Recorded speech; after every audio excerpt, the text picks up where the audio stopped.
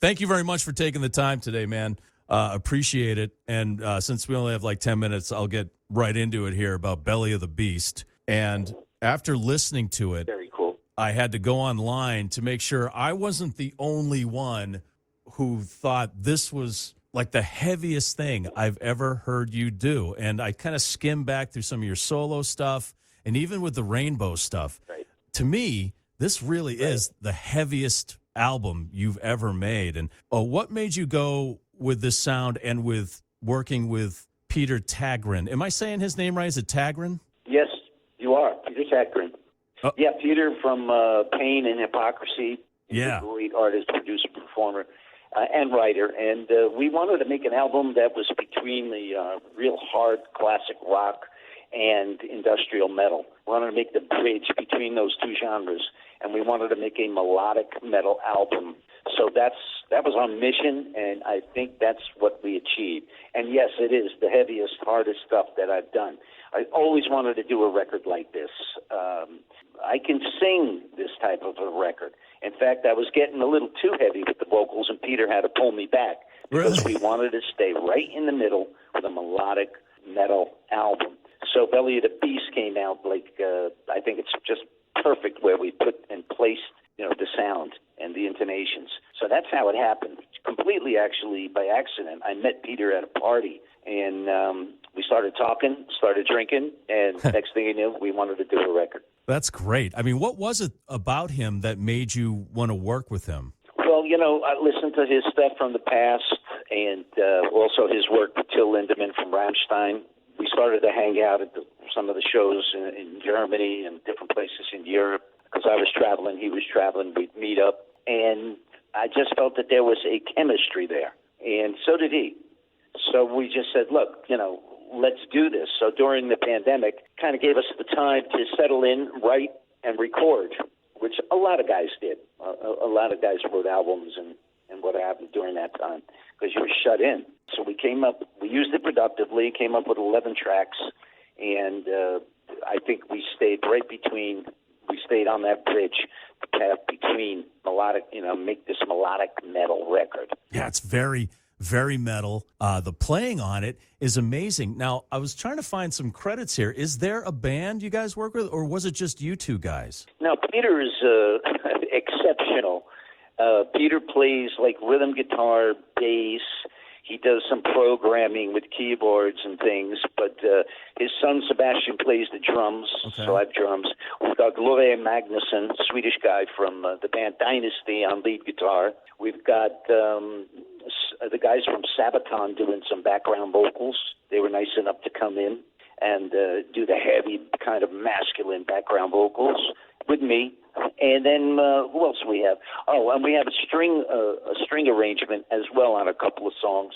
And that's about it. It's really just a handful of guys. It's not a band per se, but for the moment we just made this project, and I think it came out superb. And some of the guys will be playing live too. That's my intention. Yeah, I was going to ask you that next. So is there going to be a U.S. tour sometime this year for this? Well, we're working on it, We hope that we've got more of an opportunity than there was last year, although it started to open up more, as you know, because the pandemic kind of shut everybody down. So everybody and their mother is out there vying for gigs. So we're trying to get out there sometime in the summer and see what happens. And hopefully we'll get to the States because we're going to do Europe for maybe a month or two, and then we'll probably try to get over to the States. So cross your fingers. We certainly want to. We want to get out there to see you guys.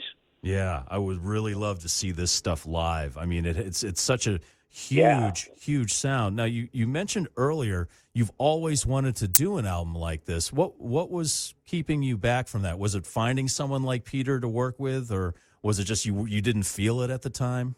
Yeah, I guess it's a combination of both. You have to find the right sort of partner that's going to at least fulfill the other half of what your vision is. And he was spot on. He was just perfect for this. So until you find that, it's like a marriage, until you find the right girl or whatever, you stay single, right? And it just so happened that we connected and we felt a chemistry, a camaraderie, a friendship, and we just said, let's go for it.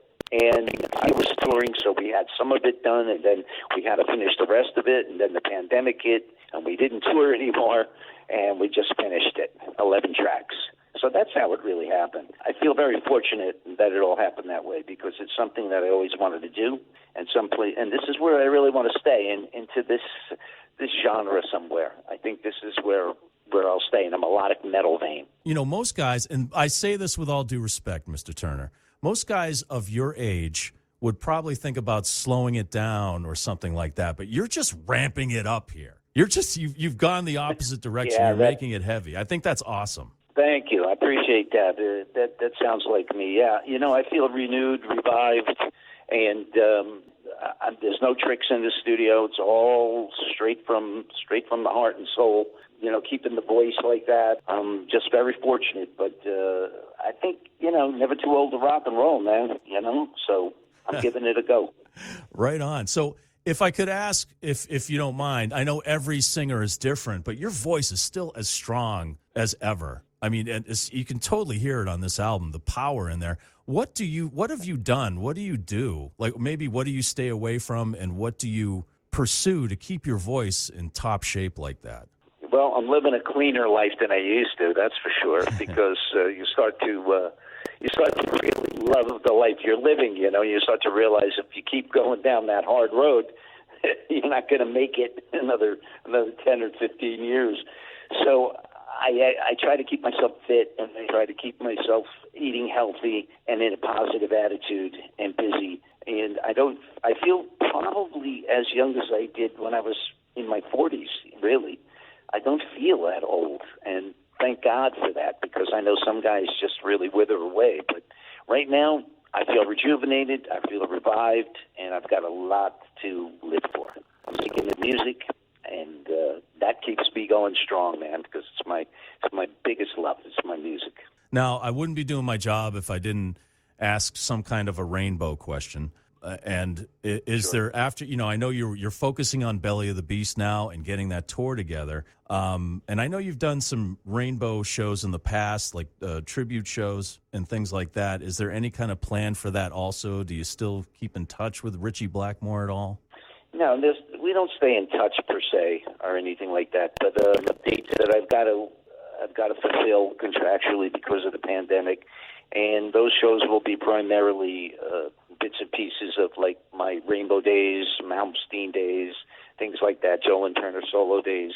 And then when we do Belly of the Beast, we're coming out to do just the Belly of the Beast. So no, I'm not in touch with Ritchie or anything. I mean, once in a while you get a Christmas email or something, just says, hi, hello, that's it.